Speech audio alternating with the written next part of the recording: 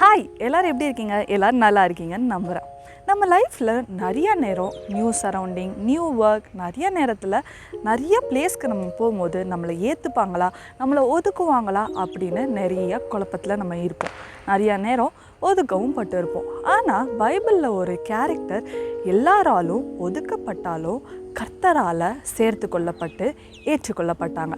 அது யாருன்னு தானே யோசிக்கிறீங்க? அது யாருன்னா ராகாப். ராகாப்பை பற்றி தான் இன்றைக்கி நம்ம பார்க்க போகிறோம். ராகாப் பற்றி என்ன இருக்க போகுது அப்படின்ட்டு நீங்கள் நிறையா பேர் யோசிக்கலாம்.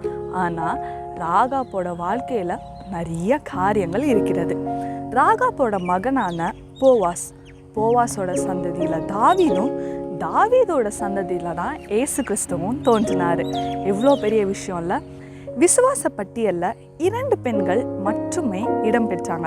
அதில் ஒரு பெண் தான் ராகாப் எல்லா விஷயத்துலேயுமே விசுவாசம் உள்ளவர்களாகவும் நம்பிக்கை உள்ளவர்களாகவும் இருந்தாங்க. இவங்க கிட்ட ஒரு சிறப்பான ஒரு குணம் இருந்துச்சு. தன்னை காட்டிலும், தன்னுடைய உயிரை காட்டிலும் தன்னிடம் உதவினோ இல்லை ஏதாச்சும் ஒரு ஹெல்ப்னு யார் வந்தாலுமே அவங்களுக்கு உதவி செய்கிற ஒரு நல்ல ஒரு குணம் இருந்துச்சு. இவங்க ஒரு வேசியாக இருக்கலாம். தான் வாழ்ந்த நாட்டிற்கு இவங்க ஒரு விரோதியாக இருக்காங்கன்ட்டு எவ்வளவோ வதந்திகள் வந்தாலுமே சமயம் வந்தபோது அவங்களுக்காக காரியங்களை செய்ய ஆரம்பித்தாங்க. இஸ்ரவேல் நாட்டு மக்களிடமிருந்து வேவுக்காரர் எரிகோவுக்கு வந்தபோது தன்னோட உயிரையும் பணயம் வச்சு அவங்களுக்கு உதவி செய்தாங்க. அதற்கு காரணம் என்னன்னா, இஸ்ரவேல் மக்கள் ஆராதிக்கும் தேவன் உண்மையுள்ளவர் மட்டுமல்ல நம்பிக்கையுடையவர்னு.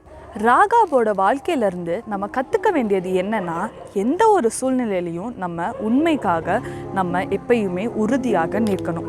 ஒருவேளை அவங்க நினச்சிருக்கலாம், நம்ம அந்த வேவுகாரருக்கு உதவி செய்தால் நம்மளோட உயிர் போயிடுமோ, நம்மளோட உயிருக்கு ஆபத்து வந்துடுமோ அப்படின்னு சொல்லிட்டு நினைத்து உதவி செய்யாமல் இருந்திருக்கலாம். ஆனால் அவங்க நம்பினது ஒரே ஒரு காரியம் உண்மை.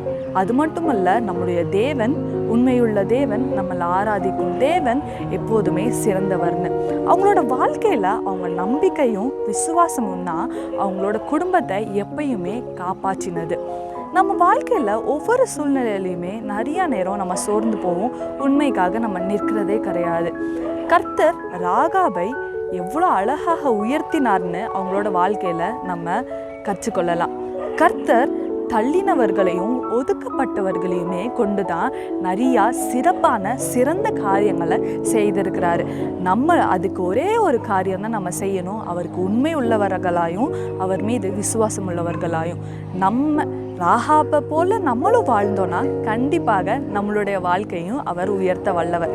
ராகாப்பை உயர்த்திய தேவன் கண்டிப்பாக உங்கள் ஒவ்வொருத்தரையும் உயர்த்துவார்னு நான் விசுவாசிக்கிறேன். இன்றைக்கி நம்ம ராகாப்பை பற்றி பார்த்தோம். நெக்ஸ்ட் எபிசோடில் இன்னொருத்தரை பற்றி பார்க்கலாம். Until then, bye.